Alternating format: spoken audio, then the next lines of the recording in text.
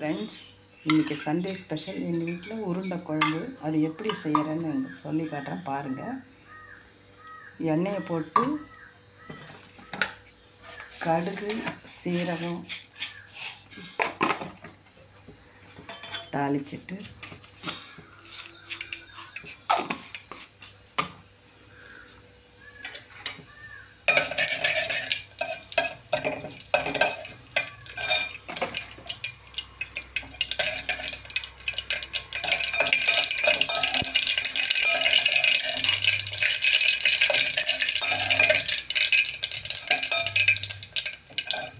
வெங்காயம் பூண்டு கருவேப்பிலை இந்த குழம்பு ரெடி பண்ணுறோம்.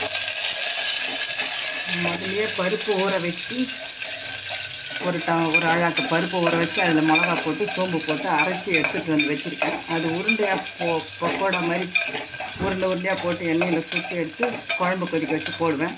அது மாவு ரெடி பண்ணியிருக்கேன். அதை பாருங்கள். உருண்டை இந்த மாதிரி உருட்டி வச்சுருக்கேன். இதை எண்ணெயில் போட்டுக்கணும். இந்த குழம்பு போட்டுக்கோங்க. கொஞ்சம் குழம்பு போட்டுட்டு நான் உங்களுக்கு திருப்பி காட்டுறேன்.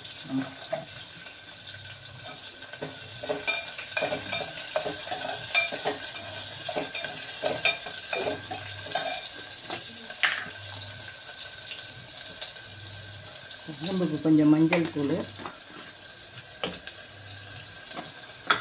குழம்பு மிளகாத்தூள்,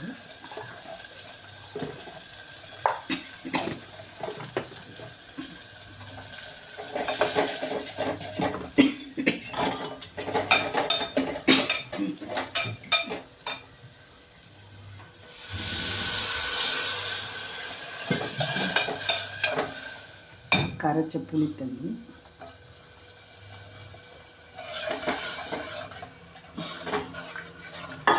இதை கொதிக்கிட்டோம். அதுக்குள்ள நம்ம உருண்டையை ரெடி பண்ணிவிட்டு இதில் போடுறது.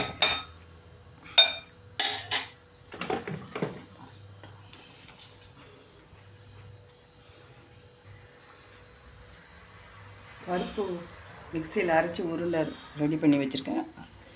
கடலைப்பருப்பு, சோம்பு, மிளகாய், உப்பு இது வரைக்கும் போட்டு அரைச்சி கொஞ்சமாக பொடியாக வெங்காயம் போட்டு கலந்து அந்த மாவை வந்து உருட்டையாக ஊற்றிருக்கேன். அது எண்ணெயில் போட்டு பொரிக்கிறப்ப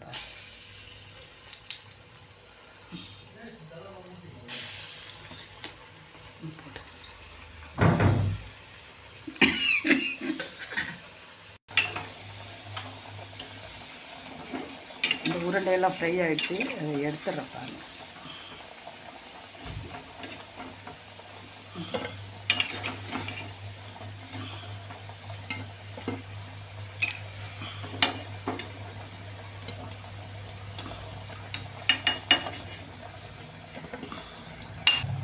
குழம்பு கொதிக்குது. இதுக்கு வந்து மசாலா வந்து தேங்காய், சீரகம், மிளகு, தக்காளி ஒன்று அதையும் போட்டு அரைச்சி வச்சுருக்கேன். இது குழம்பு கொதிக்கும் போது அதில் ஊற்றிடணும்.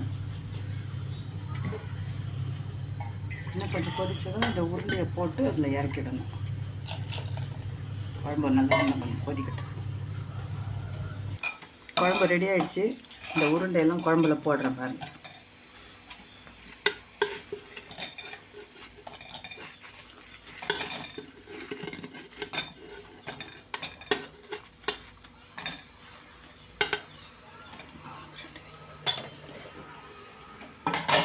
ஒரு 5 நிமிஷம் இந்த இதில் கொட்டிக்கிட்டோம். அப்புறம் இறக்கி வச்சிடலாம்.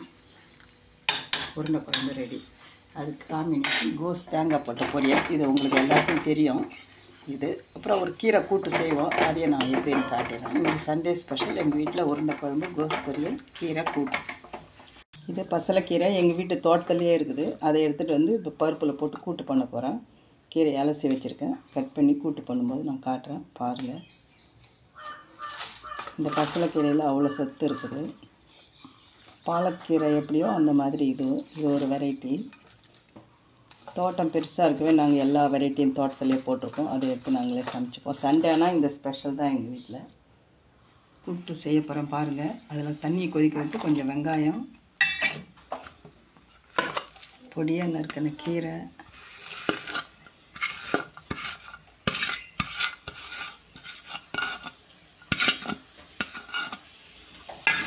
பொடியாக நறுக்கின தக்காளி, இது வெந்த அப்புறம் பருப்பு போட்டு கொஞ்சம் காரம் உப்பு போட்டு கொதிக்க வச்சுட்டு கடைசியாக இந்த வடகான்னு ஒன்று சொல்லுவோம், அது போட்டு தாளி போட்டு இறக்கிடணும். அதுக்கு தான் கீரை கூட்டு. கீரை வெந்தெடுத்து கொஞ்சம் காரம் போடுறோம் அதில்.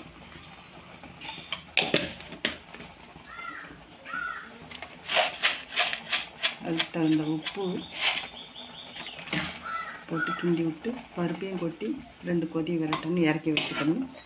பசலைக்கீரை கூட்டு ரெடி. அதுக்கு தாளிப்புக்கு அந்த வடகம் போட்டு தாளிப்பு போட்டு கொட்டிடும்.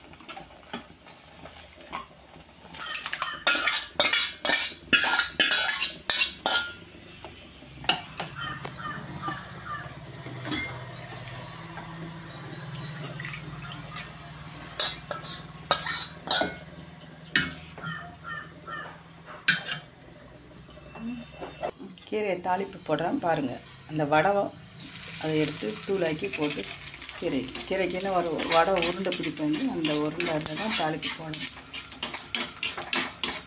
அது நல்லா பொரிய விட்டு கூட்டில் கொட்டி கல்லில் வச்சிடணும். டேஸ்ட்டு நல்லா கொஞ்சம் எடுப்பாக இருக்கும். இந்த மாதிரி படப்படான்னு பொரியணும்.